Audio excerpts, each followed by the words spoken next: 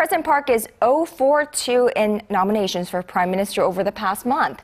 Her latest pick, Chang-keuk, stepped aside earlier this morning amid criticism over some controversial remarks he made a few years ago.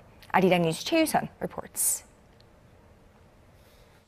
Another one of President Park's Prime Minister nominees has withdrawn before a confirmation hearing, dealing a heavy blow to the president's running of state affairs. I came to a conclusion that I would be helping President Park by stepping down at this point in time. Today, I'm resigning as the Prime Minister nominee. Tuesday's announcement was widely expected after President Park last week delayed a motion to Parliament for a confirmation hearing on the nominee.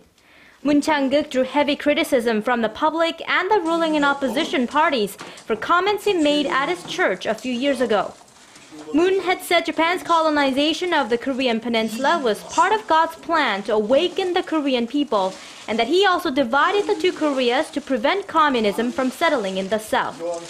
Before announcing his resignation, Moon, however, stood by his previous defense that his comments were distorted after broadcaster KBS only aired portions of them. Every individual enjoys freedom of religion. That is a precious basic right. What is wrong with what I said according to my religious beliefs before my nomination? To politicians on both sides of the aisle that demanded he withdraw, Moon said it is the parliament's duty to govern by law and not by public opinion.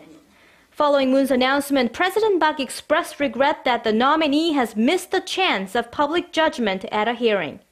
President Park's previous nominee An Dae-hee stepped down last month amid allegations he accepted privileges and high earnings in the private sector after retiring as a Supreme Court justice. Her first Prime Minister nominee named before she took office, Kim Yong-jun, resigned from allegations of real estate speculation and ethical lapses. Choi, Arirang News.